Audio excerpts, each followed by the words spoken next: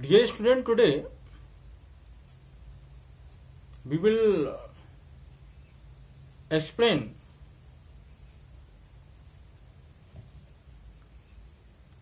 two sections 93 and 94 of Penal Code. Section 93 में communication अगर good faith में किया जाता है और उससे किसी को हार्म हो तो ऑफेंस नहीं होता है. Generally we see in our practical life that many person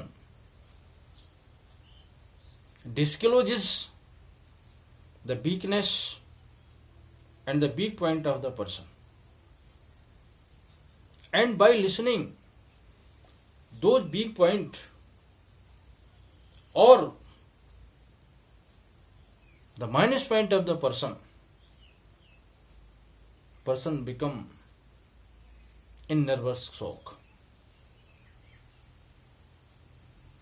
आमतौर पर ऐसा कई बार होता है कि कोई किसी को उसकी सच्चाई बोल देता है और उस सच्चाई से, उस ट्रूथफुलनेस से किसी को मेंटली शॉक हो जाता है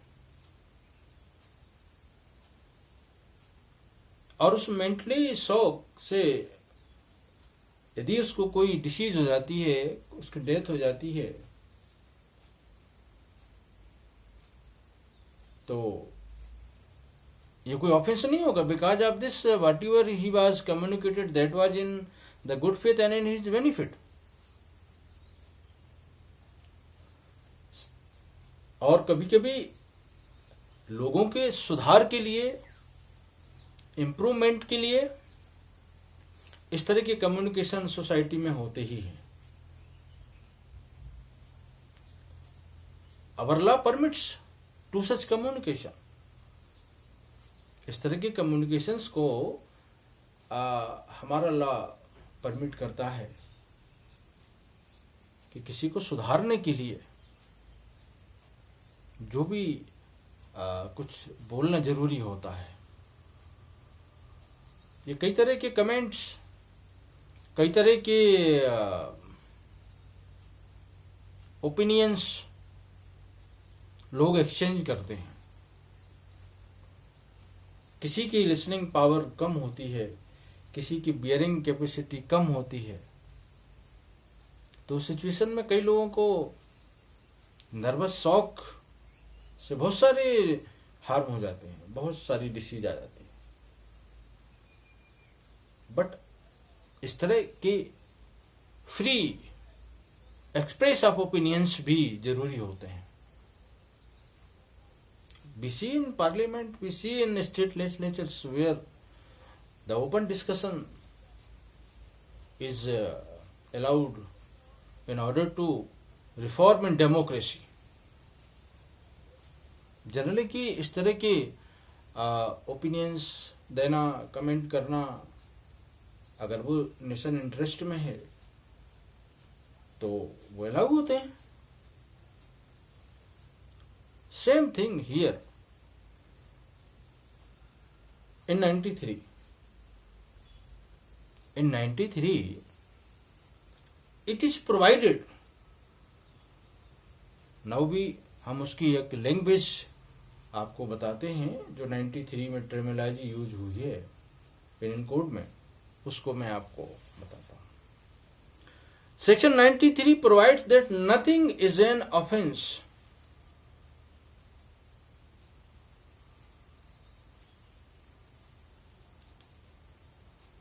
due to harm why the communication made in good faith for the benefit of that person.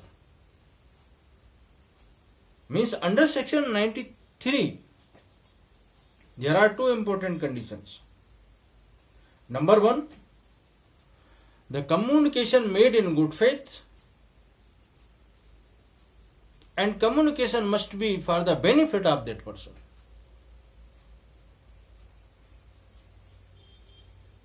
अगर गुड फेथ में कोई कम्युनिकेशन किया जाता है, किसी के फायदे के लिए किया जाता है,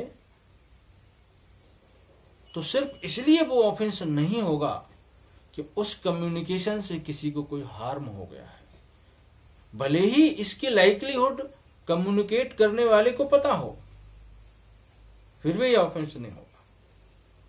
nothing is communication made in good faith is not an offence only due to reason by harm which is caused by the communication, or its likelihood is known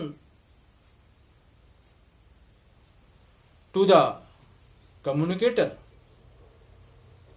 means section 93 का जो एसेंस है वो ये है कि अगर good faith में किसी के फायदे के लिए, किसी के बेनिफिट के लिए गुड फेथ होना चाहिए,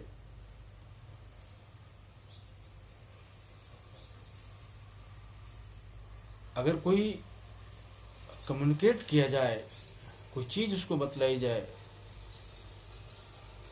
और उसके कम्युनिकेशन से ही किसी को हार्म हो जाए, तो ये कोई ऑफेंस नहीं होगा. फॉर एग्जाम्पल, एक डॉक्टर पेशेंट को पूरी उसका बॉडी एग्जामिन करने के बाद doctor is of opinion that the person can not survive, can not live after applying a lot of medicines. किसी की बॉडी को एग्जामिन करने के बाद अगर डॉक्टर ये पाता है कि उसको इस तरह की एलिमेंट्स हैं, इस तरह की डिसीज हैं जो कभी ठीक नहीं हो सकती हैं और आदमी जिंदा नहीं रहेगा, तो अगर कोई डॉक्टर गुड फेथ में उसको ये बतला दे कि भाई don't get much treatment, you can't survive more and you can't live, don't waste your money in medicine. अगर कोई डॉक्टर गुड फेथ में ऐसा कह दे कि भाई उसको कैंसर है और वो बच नहीं सकता, इसलिए अपना पैसा बर्बाद मत करो, वो रियली यदि गुड फेथ में कहता है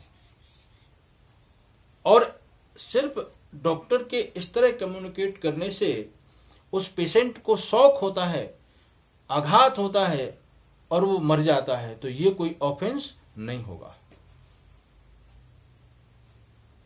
but be careful to get the benefit of section 93. हर एक आदमी जो कम्युनिकेशन कर देता है, अगर उसको 93 का बेनिफिट लेना है तो उसको सिर्फ एक ही बात, दो बातें प्रूफ करना है. नंबर 1 कि वो जो भी कह रहा है वो गुड फेथ में कह रहा है और उसके फायदे के लिए कह रहा है. अब good faith is subjected to the judicial inquiry. Good faith का क्राइटेरिया बहुत ही लंबा है. अब हम एक एग्जाम्पल देते हैं जिससे ये क्लियर हो जाएगा कि डॉक्टर ने गुड फेथ में कम्युनिकेट किया है या नहीं किया है. एक डॉक्टर जो टीबी एक्सपर्ट नहीं है, उसको बहुत सारी नॉलेज नहीं है, और किसी दुबले पतले आदमी को जिसको अप्रहेंशन है कि शायद इसको टीबी हो सकती है, but doctor is not expert. आप टीबी एक्सपर्ट नहीं है और कह देता है कि उसको टीबी है, वो मर जाएगा. तो ये डॉक्टर, और अगर पेशेंट इस तरह के कम्युनिकेशन से ही मर जाता है तो डॉक्टर को 93 का बेनिफिट नहीं मिलेगा, क्योंकि उसने गुड फेथ में काम नहीं किया. और गुड फेथ में काम नहीं करने का मतलब कि जब आप एक्सपर्ट नहीं हैं उस डिसीज के, तो भाई यू आर कम्युनिकेटिंग वेस्टलेस. तो एक ही चीज है कि फायदे में आपने बोला हो और गुड फेथ में. अपनी परसेप्शन के बेस पर कोई कम्युनिकेशन नहीं करना चाहिए, otherwise it shall not amount to communication made in good faith. Good faith वहीं होता है जहां ड्यू केयर एंड अटेंशन से आपने काम किया हो। अब जैसे मोस्टली डॉक्टर, टीचर इस कैटेगरी में आते हैं। जैसे बहुत से टीचर किसी स्टूडेंट के बारे में बोल दें कि वो कभी पास ही नहीं हो सकता, और टीचर के पास इस तरह के कोई क्राइटेरिया नहीं है, उसके पास ऐसे कोई नॉर्म्स नहीं है जिनके बेस पर वो गारंटी दे सके, और बोल दिया और बच्चा नर्वस शॉक से ही उसकी डेथ हो जाती है, तो टीचर को लायबल होना पड़ेगा। Teacher can not take the advantage of communication made in good faith, but in order to improve the habits, अगर वो कोई ऐसा कम्युनिकेशन कर देता है जिससे कोई उसको हार्म नहीं होती है, बस एक एबनॉर्मलिटी आ जाती है, या मतलब सामान्य तौर पर उसको सुनने में बुरा लगता है, तो ऐसे एक्ट 93 की कैटेगरी में आएंगे। भाई जो कुछ भी है इन सेक्शन 93 वो यही है कि nothing is an offence which is caused due to communication made in good faith for the benefit to whom the communication is made. Then only by communication, if any harm is caused, then it shall not amount to an offense. किसी के फायदे में, good faith में कोई बात communicate की जाती है और उस कम्युनिकेशन से ही उसको वो लॉस हो जाती है जिससे उसकी डेथ हो जाए या कुछ और हो जाए, तो ये कोई ऑफेंस नहीं होगा। ये सेक्शन 93 है। Now I come on section 94। Section 94 of the Penal Code provides protection to those persons who does any harmful act or an offense under threat. हम देखते हैं कभी कभी प्रैक्टिकल लाइफ में बहुत सारा काम, बहुत सारे हार्मफुल एक्ट जो कोई करना नहीं चाहता, but under compulsion of the situation, मजबूरी में उसको ऐसा करना पड़ता है। और मजबूरी में अगर कोई एक्ट किए जाते हैं तो उनको ऑफेंस नहीं माना जाता है, क्योंकि ये उसका खुद का एक्ट नहीं है। धमकी में यदि कोई एक्ट किए जाते हैं तो उनको ऑफेंस नहीं माना जाता। क्यों नहीं माना जाता? बिकॉज ऑफ दिस के इसके पीछे जो लॉजिक है, the logic behind this exemption for the act done in threat is that whatever act is done, it is not his own act, it has been compelled by another person. Means 94 में इसका हम पहले essence बता दें, आपको introduction दे दें, उसके बाद we will come on accurate terminology of section 94 which is used in Indian Penal Code. In 94, it is provided that except death or offense against state punishable with death shall not be an offense which is done under threat, or the person is compelled by threat of instant death or its apprehension, that if that act would not be done, then the person may be put in instant danger of instant death, provided the person, if he does for his own accord or short than death,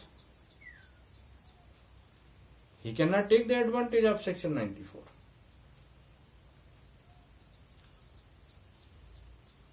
section 94 में threat means धमकी, और धमकी किस तरह की धमकी? धमकी उस तरह की धमकी कि अगर आप धमकी देने वाला जो एक्ट कराना चाह रहा है और वो एक्ट अगर आप नहीं करते हैं तो धमकी देने वाला आपको इंस्टेंट मतलब तुरंत मार डालेगा, इमीडिएट आपकी डेथ हो जाएगी। तो फिर in order to save your life you may do whatever is necessary to prevent your life, to save your life, subject to the condition. You can't do under threat. Two acts are not allowed. धमकी में आप कोई भी act कर सकते हैं, but धमकी या थ्रेट आपकी इंस्टेंट डेथ की हो और उस थ्रेट जो आपको इंस्टेंट डेथ की मिल रही है उसमें आप दो एक्ट नहीं कर सकते। दो एक्ट कौन से? आप डेथ नहीं कर सकते किसी की, और ऑफेंस अगेंस्ट स्टेट, राज्य के विरुद्ध या स्टेट के अगेंस्ट, गवर्नमेंट के अगेंस्ट कोई भी ऐसा ऑफेंस नहीं कर सकते जिसका पनिशमेंट डेथ हो। We will go through in next chapters, there are some offence and heinous offence against state provided in section 121, 122, 123, 124, 124A and so many sections. तो इस सेक्शन का जो ऑब्जेक्ट है, मतलब सेक्शन 94 का, इस सेक्शन 94 में 2 एक्सप्लेनेशन भी हैं, 2 इसमें एक्सप्लेनेटरी क्लास जुड़े हुए हैं। एक प्रिंसिपल जो है अडॉप्ट किया गया है वो ये कि life is greater than other harms, but this principle also follows to the first principle, which is first principle कि लाइफ से बड़ा कुछ नहीं है, लाइफ आप बचाने के लिए कुछ भी करिए थ्रेट में तो वो ऑफेंस नहीं होगा। तो दूसरा एक रेस्ट्रिक्शन भी है कि you can not save take the life of other in order to save your life. आप दूसरे की जान नहीं ले सकते अपनी जान को बचाने के लिए। यह रेस्ट्रिक्शन है 94 में, क्योंकि सेक्शन 92(4) जो है जिन वर्डिंग से स्टार्ट होती है वो वर्ड ही पहले ये except death and offence against state punishable with death. मतलब आप थ्रेट में या धमकी में 2 एक्ट को छोड़ के, 2 एक्ट कौन से? नंबर 1 किसी की डेथ और सरकार के अगेंस्ट ऑफेंस, 2 एक्ट को छोड़ के आप थ्रेट में कोई भी एक्ट करते हैं तो वो एक्ट ऑफेंस नहीं होगा, सब्जेक्ट टू द कंडीशन कि आपको वो एक्ट करने के लिए आपको इंस्टेंट डेथ की थ्रेट में रख दिया गया है। और यह भी जरूरी है, आपको 94 का बेनिफिट लेना है तो यह भी जरूरी है कि आपको यह प्रूव करना पड़ेगा कि अगर मैं ऐसा एक्ट नहीं करता तो उसका कंसिक्वेंस सिर्फ यह था कि मैं मर जाता, मेरी डेथ हो जाती। फॉर एग्जाम्पल, अगर ए बी के सिर पे पिस्टल रख देता है, ए बी के सिर पे पिस्टल रख देता है और बी से कहता है कि सी के मकान में आग लगाओ।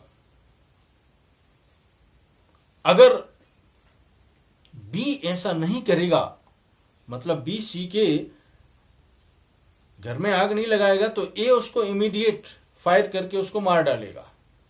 तो अगर बी सी के मकान में आग लगा देता है अपनी लाइफ को बचाने के लिए, तो बी को यहां 94 का बेनिफिट मिलेगा और B is not liable for any punishment because whatever he has done it has been done under threat of death. और वो थ्रेट भी इंस्टेंट थ्रेट ऑफ डेथ।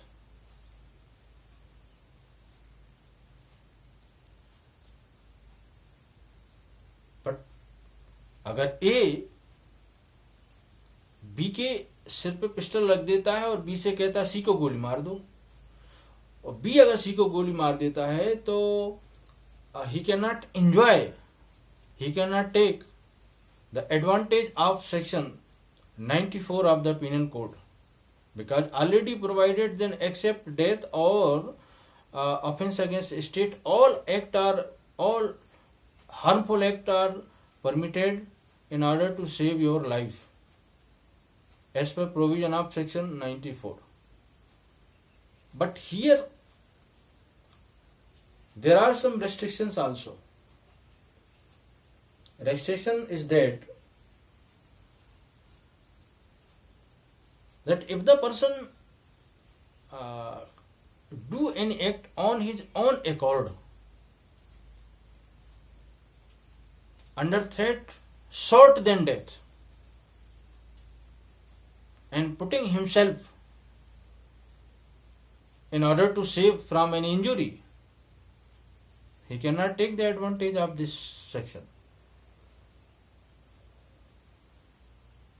मतलब 94 का जो लास्ट पैरा है, वो लास्ट पैरा यही है कि अगर कोई सिर्फ डेथ से कम हार्म के डर से, डेथ से जो डेथ की थ्रेट नहीं है, मतलब डेथ से कम किसी को कोई इंजरी करने की थ्रेट देता है और उसमें उससे कोई एक्ट कराता है, तो 94 का बेनिफिट उस पर्सन को नहीं मिलेगा जिसने इस तरह की इंजरी से बचने के लिए कोई हार्मफुल एक्ट किया है। इसको एक्सप्लेनेशन नंबर 1 में बहुत अच्छा क्लियर कर दिया गया है, और वो ये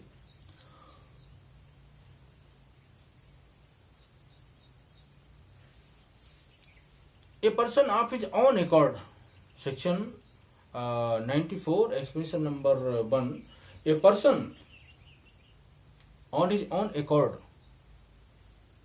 एक आदमी सिर्फ पीटे जाने के डर से ये जानते हुए कि कुछ व्यक्ति डकैत हैं, उनकी नेचर को जानते हुए he joins the dacoits gang in order to save his body from the injury which is not instant death,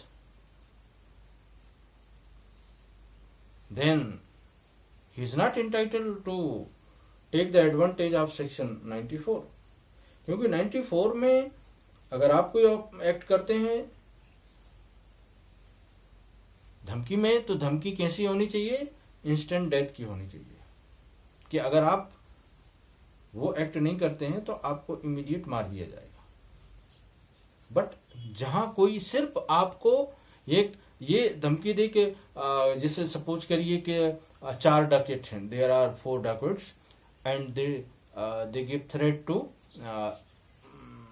x, 4 डकैत हैं और एक्स को धमकी देते हैं कि चलो मेरे साथ चलो, उस बैंक का ताला तोड़ना, नहीं तो तुम्हारे हाथ पैर तोड़ देंगे, हाथ पैर तोड़ देंगे।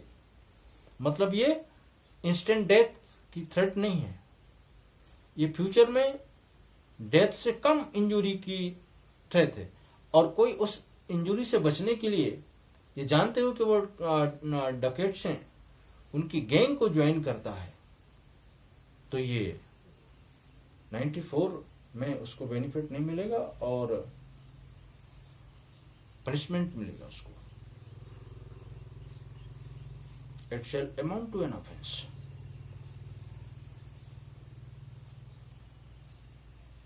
अब हम एक दूसरा एग्जाम्पल देते हैं।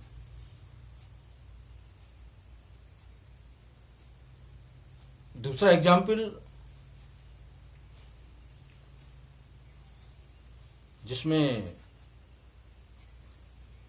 एक Smith is caught by some dacoits under threat of instant death. He compels to follow the ducats with his tools to open or break the lock of bank or the house. If that ironsmith follows to gang of ducats and breaks the lock of any other house or the bank, he has not done any offense. अब expression number 1 में और expression number 2 में difference है। Explanation number 1 में उसको 94 का benefit इसलिए नहीं मिल रहा है कि उसको इंस्टेंट डेथ की थ्रेट नहीं है और ना इसकी कोई अप्रहेंशन है। एक्सप्लेनेशन नंबर 2 में उसको इसलिए एडवांटेज दिया जा रहा है 94 का कि उसको इंस्टेंट थ्रेट ऑफ डेथ है या उसकी अप्रहेंशन है, तो अपनी लाइफ को सेव करने के लिए अगर वो अपने टूल्स को लेके कोई लोहार कोई ताला तोड़ देता है या बैंक या कुछ भी ऑफेंस कर देता है, कोई एक्ट कर देता है जो हार्मफुल है किसी को, तो ये ऑफेंस नहीं होगा और 94 का उसको एडवांटेज मिलेगा। Here I would like to make it clear that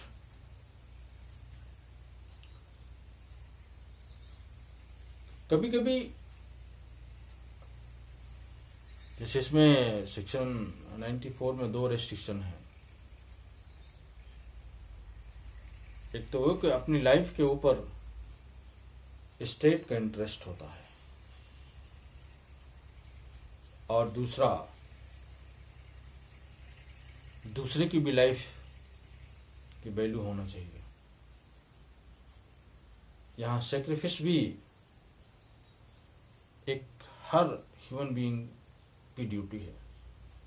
हाँ, अपनी लाइफ को बचाने के लिए आप दूसरे को कोई ऐसी हार में जरूर कर सकते हो जो डेथ नहीं है, उससे छोटी कर सकते हो, लेकिन ये रीजनेबल नहीं होगा कि आप खुद को बचें और दूसरे को मारें।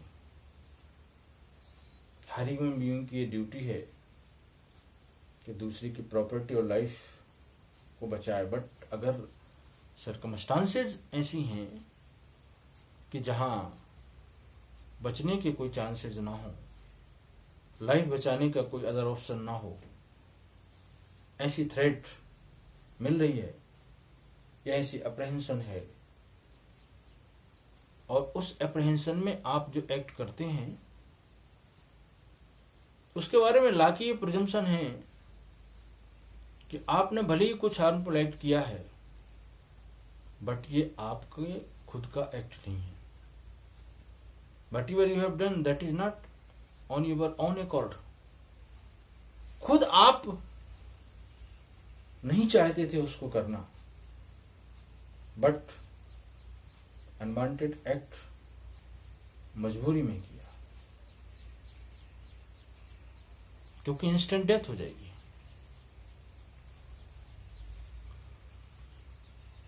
ये बात अलग है कि burden of proof lies upon the person